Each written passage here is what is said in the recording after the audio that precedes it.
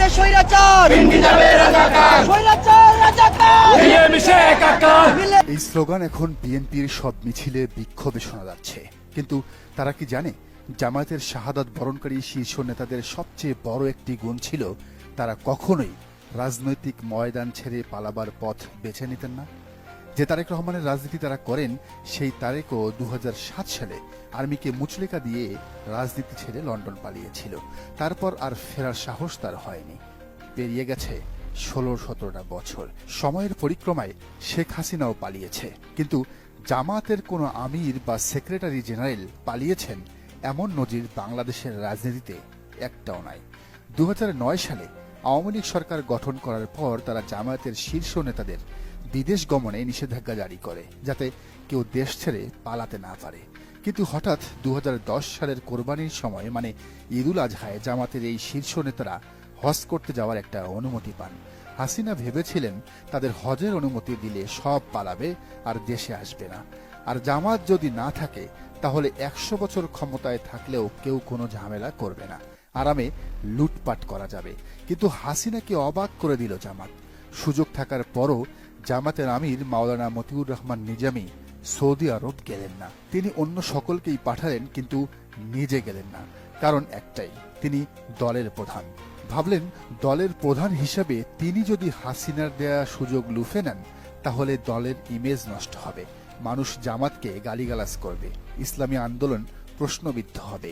হাসিনা তারপরও খুশি ছিলেন, ভাবলেন আমির না গেলেও বাকি যারা গেছে তারা হয়তো আর ফিরে আসবে না। কিন্তু মজার ব্যাপার হলো কি জানেন, দলের অন্যান্য শীর্ষ নেতৃবৃন্দরাও হজ শেষ করে সৌদি আরব থেকে দেশে ফিরে এলেন। অনেকেই জানেন তারা নিশ্চিত শহীদ হবেন, তারপরও দেশে ফিরে এসেছেন শুধু ইসলামী আন্দোলনের জন্য। সে সময়ে সৌদিতে ছিলেন মীর কাশেম আলী মিন্টু। তিনি জানতেন দেশে এলে তাকে গ্রেফতার করা হবে, তাকে ঝুলানো হবে। তারপরও তিনি দেশে এসেছেন এবং শহীদ হয়েছেন। মীর কাশেম আলী মিন্টু ছিলেন বাংলাদেশের সেরা ব্যবসায়ীদের একজন। ইসলামী ব্যাংক বলেন আর ইবনে সিনা, সবকিছুতেই তার হাত। দিগন্ত টেলিভিশনের মালিক তিনি।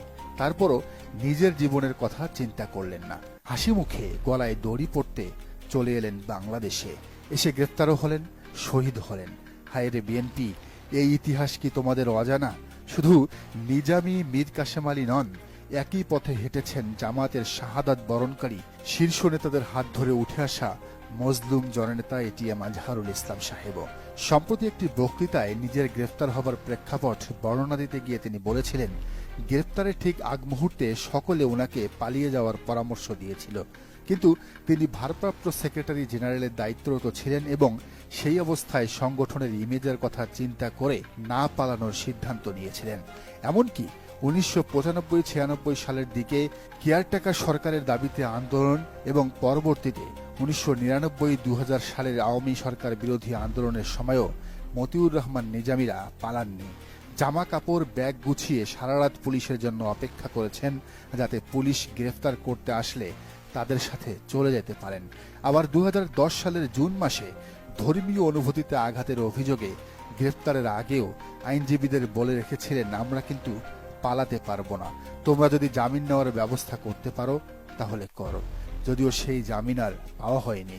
জামাত শিবিরের নেতাকর্মীরা বিএনপির এমন স্লোগানের প্রতিবাদে একটি কথাই বলছেন, জামাত শিবিরের নেতারা কেউ দিল্লি যায়নি, লন্ডনেও যায়নি, নিশ্চিত মরণ জেনেও মরণের দিকেই হেঁটেছেন। তাই পিন্ডির গল্প নিজেদেরকে শোনান, জামাতকে নয়। এদিকে শোনা যাচ্ছে জামাতের সাথে বিএনপির এমন মুখোমুখি লড়াই মানতে পারছেন না বেগম খালেদা জিয়া, তাই তিনি তার অনুসারীদের নির্দেশ দিয়েছেন জামাতের সাথে দূরত্ব ঘোচাতে। এজন্য দায়িত্ব দেয়া হয়েছে দলের মহাসচিব মির্জা ফখরুল ইসলাম আলমগীর এবং রুমিন ফারহানাকে। দর্শক, আপনার কি মনে হয়, জামাতের কি উচিত বিএনপির সাথে আবারও জোট করা? জানান কমেন্টের ঘরে। আর এই চ্যানেল নতুন হলে অবশ্যই সাবস্ক্রাইব করে